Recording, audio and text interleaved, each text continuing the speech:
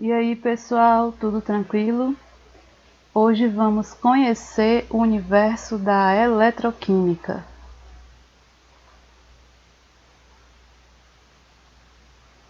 Eletroquímica é o estudo das reações químicas que produzem corrente elétrica ou são produzidas pela corrente elétrica.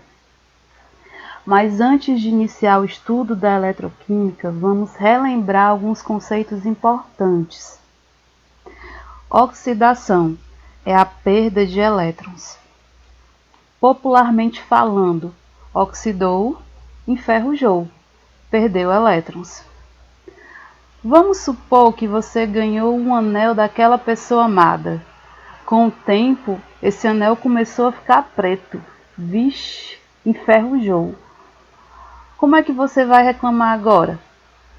Você vai dizer: fulano, o anel que você me deu oxidou, perdeu elétrons. Então, oxidação é a perda de elétrons. Redução é o ganho de elétrons. Reação de oxirredução é quando há transferência de elétrons. Um exemplo de reação de oxirredução está na pilha de Daniel. Aqui observamos uma reação química que produz corrente elétrica. Mas como isso acontece? Será uma competição por elétrons. Nessa competição temos, de um lado, um metal fuleiragem, baratinho. Do outro lado, temos um metal nobre, caro, chique. Quem você acha que ganha? Quem perde? O metal fuleiragem perde. Um exemplo de reação de oxirredução está na pilha de Daniel. Aqui observamos uma reação química que produz corrente elétrica. Mas como isso acontece? Será uma competição por elétrons. Nessa competição temos, de um lado, um metal fuleiragem baratinho. Do outro lado, temos um metal nobre, caro, chique. Quem você acha que ganha? Quem perde? O metal fuleiragem perde. Perde o quê? Elétrons. O metal nobre ganha. Ganha o quê? Elétrons. E aí temos uma reação de oxirredução, pois acontece uma transferência de elétrons. No caso da pilha de Daniel, quem é o metal fuleiragem? É o zinco, que fica no ânodo. Quem é o metal nobre? É o cobre, que fica no cátodo. Então, no ânodo, temos um metal que sofre oxidação, ou seja, que perde elétrons, e no cátodo temos um metal que sofre redução, ou seja, que ganha elétrons.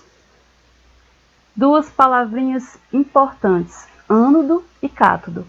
Professora, como eu faço para não esquecer? É só você associar o cátodo com a palavra catar.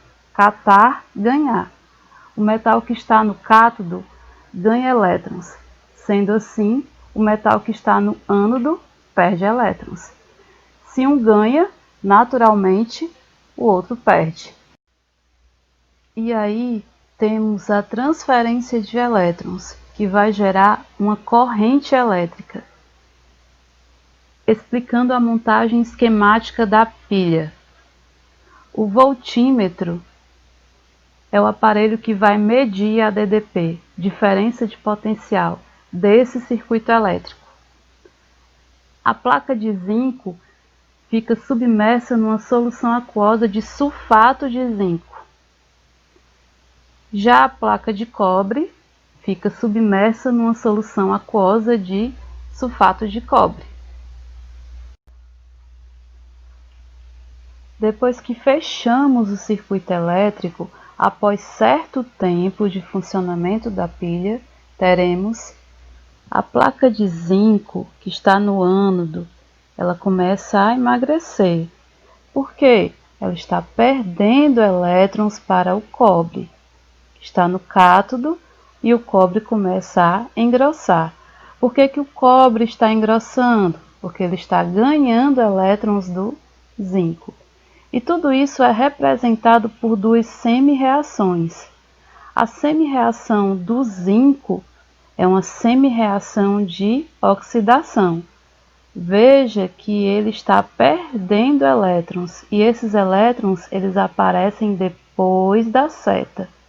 Já no caso do cobre, que está sofrendo redução, os elétrons aparecem antes da seta.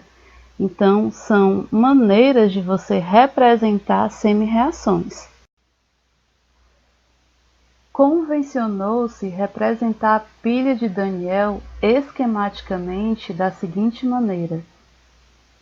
Do lado esquerdo, representamos o ânodo, e do lado direito, representamos o cátodo. A força eletromotriz das pilhas, a DDP de uma pilha, depende do quê? Depende da natureza dos metais formadores da pilha, das concentrações das soluções empregadas e da temperatura em que a pilha estiver funcionando. E o cálculo da força eletromotriz de uma pilha é feito da seguinte maneira: é a soma do potencial de redução mais o potencial de oxidação. Exemplo de como se calcula a força eletromotriz das pilhas.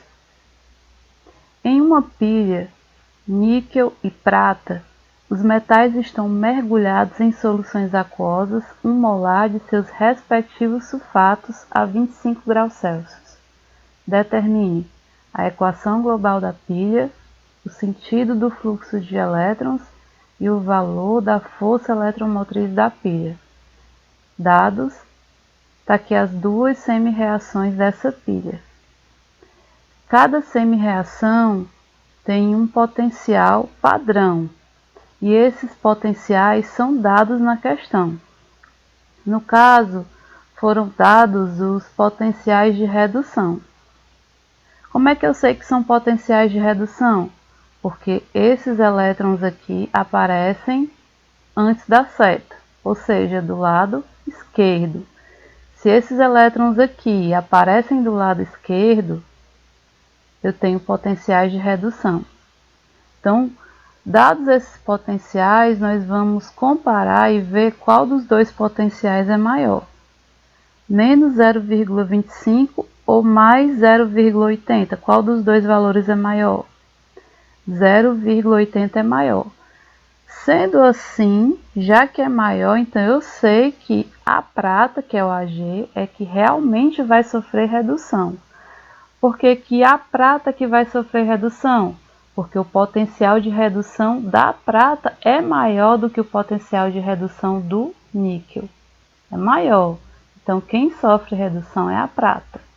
Então, eu vou manter essa semi-reação aqui, Ag mais um elétron, dando Ag. Eu vou manter essa semi-reação e eu vou inverter a semi-reação do níquel. Por que que eu vou inverter a semi-reação do níquel? Porque do jeito que está aqui, o níquel está sofrendo redução. E o níquel, nesse caso, não sofre redução. O níquel vai sofrer oxidação. Porque se a prata sofre redução, o níquel não pode sofrer redução também. O níquel tem que sofrer oxidação. Então, eu vou ter que inverter a semi-reação do níquel. Invertendo, os elétronzinhos vão para depois da seta para representar uma oxidação.